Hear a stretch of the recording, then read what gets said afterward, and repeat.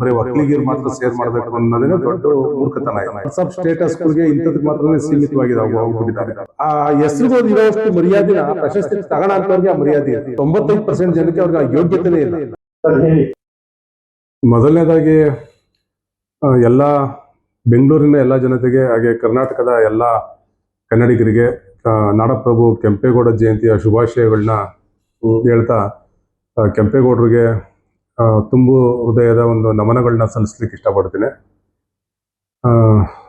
ಕೆಂಪೇಗೌಡರ ಜಯಂತ್ಯೋತ್ಸವ ಇವತ್ತು ಏನಾಗಿದೆ, ಇಡೀ ರಾಜ್ಯ ಸೇರಿ ಮಾಡಬೇಕಾದಂಥ ಒಂದು ಕಾರ್ಯಕ್ರಮ ಇದು.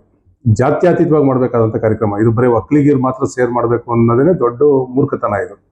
ಯಾಕಂದರೆ ಕೆಂಪೇಗೌಡರು ಅವ್ರ ಕಾನ್ಸೆಪ್ಟು ಮತ್ತು ಅವರ ಬದುಕಿದಂಥ ರೀತಿ ನೀತಿಯನ್ನು ಯಾರಾದರೂ ಅರ್ಥ ಮಾಡ್ಕೊಂಡಿದ್ದವ್ರು ಯಾರನ್ನ ಇದ್ದರೆ, ಈ ಅವರು ಆಳ್ವಿಕೆ ಮಾಡಿದಂಥ ಬೆಂಗಳೂರನ್ನ ಯಾವ ರೀತಿಯಲ್ಲಿ ಕಟ್ಟಿದ್ರು ಅಂತ ಏನಾದರೂ ಅವ್ರ ಇತಿಹಾಸ ಓದಿರೋರು ಯಾರನ್ನ ಇದ್ರೆ ಎಲ್ಲರನ್ನೂ ಜೊತೆ ಸೇರಿ ಕೆಂಪೇಗೌಡ ಉತ್ಸವ ಮಾಡಬೇಕಾಗತ್ತೆ. ಜೊತೆಗೆ ಈಗ ಕೆಂಪೇಗೌಡ ಉತ್ಸವ ಮಾಡ್ತಾ ಇರೋಂಥದ್ರಲ್ಲಿ ತುಂಬ ಜನ ಕೆಂಪೇಗೌಡರ ಇತಿಹಾಸನೇ ಗೊತ್ತಿಲ್ಲ. ಕೆಂಪೇಗೌಡರು ಏನು, ಕೆಂಪೇಗೌಡರ ಆಡಳಿತ ಏನು, ಕೆಂಪೇಗೌಡರ ಧ್ಯೇಯ ಏನಿತ್ತು, ಕೆರೆ ಕಟ್ಟೆಗಳನ್ನೆಲ್ಲ ಮುಚ್ಚಾಕಿ ಅದನ್ನ ಬಿಲ್ಡಿಂಗ್ ಕಟ್ಕೊಂಡು ಅದಕ್ಕೆಲ್ಲ ಕಾಂಪೌಂಡ್ ಹಾಕೋರೆಲ್ಲ ಕೆಂಪೇಗೌಡರದ್ದು ಜಯಂತ್ಯೋತ್ಸವ ಮಾಡ್ತಾ ಇರ್ತಾರೆ.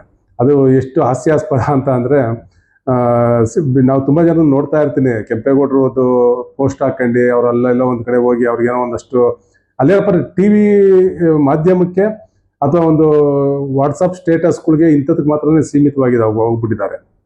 ಆ್ಯಕ್ಚುಲಿ ಇದನ್ನು ಕೆಂಪೇಗೌಡ ಜಯಂತ್ಯೋತ್ಸವ ಮಾಡಬೇಕಾಗಿರೋದು ಎಲ್ಲಿ ಅಂತ ಅಂದರೆ, ರೈತರುಗಳ ಜೊತೆಲಿ ಮಾಡಬೇಕಾಗಿತ್ತು. ರೈತರುಗಳ ಸಮಸ್ಯೆಗಳಿತ್ತು, ಇವಾಗ ಮಳೆ ಬರ್ತಾ ಇಲ್ಲ. ರೈತರುಗಳ ಸಮಸ್ಯೆಗೆ ಪರಿಹಾರ ಕೊಡೋದ್ರ ಮೂಲಕವಾಗಿ ನಾವು ಕೆಂಪೇಗೌಡ ಜಯಂತ್ಯೋತ್ಸವನ ಆಚರಣೆ ಮಾಡ್ಬೋದಾಗಿತ್ತು. ಈ ಥರದಲ್ಲಿ ಒಂದಷ್ಟು ಕೆಂಪೇಗೌಡ ಜಯಂತ್ಯೋತ್ಸವನ ಆಚರಣೆ ಮಾಡಬೇಕೇ ಹೊರತು ಸುಮ್ಮನೆ ಏನೋ ಒಂದು ಅದಕ್ಕೆ ಅರ್ಥವೇ ಇಲ್ಲ. ಕೆಂಪೇಗೌಡರದ್ದು ಪ್ರಶಸ್ತಿ ಕೊಡ್ತಾರೆ BBMP ಒಳಗಡೆ, ಆ ಪ್ರಶಸ್ತಿಗೂ ಆ ಹೆಸರುಗಳು ಇರೋಷ್ಟು ಮರ್ಯಾದೆನ ಪ್ರಶಸ್ತಿ ತಗೋಣ ಅಂತವ್ರಿಗೆ ಆ ಮರ್ಯಾದೆ ಇಲ್ಲ. ಆ ಥರದ್ದು ವ್ಯವಸ್ಥೆ ಆಗೋಗ್ಬಿಟ್ಟಿದೆ.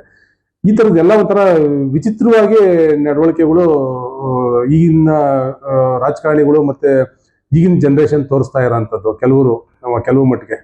ನಿಜವಾದ ಕೆಂಪೇಗೌಡರು ಅನುಯಾಯಿಗಳು, ನಿಜವಾದ ಕೆಂಪೇಗೌಡರನ್ನ ಉಳಿಸ್ಕೊಂಡಿರೋಂಥ ಜನಗಳು ಯಾರಾದರೂ ಇದ್ರೆ ಅವ್ರ ಹಳ್ಳಿಗಳ ಕಡೆ ಇದ್ದಾರೆ.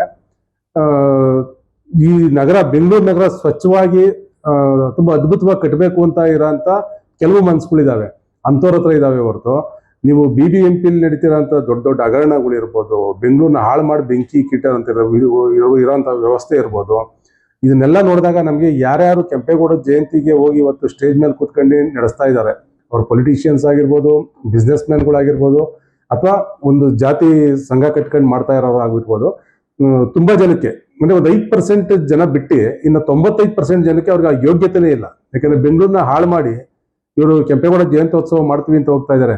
ಅದಷ್ಟಕ್ಕೆ ಕೆಂಪೇಗೌಡ ಜಯಂತ್ಯೋತ್ಸವದಷ್ಟೊತ್ತಿಗೆ ಮಳೆ ಬಂದಿಲ್ಲ. ಕೆಂಪೇಗೌಡರು ಮಳೆ ಈ ಸತಿ ಏನೋ ಎಲ್ನಿನೋ ಅಂತ ಏನೋ ಒಂದು ಬರಗಾಲ ಇರೋದ್ರಿಂದ ಮಳೆ ಬಂದಿಲ್ಲ.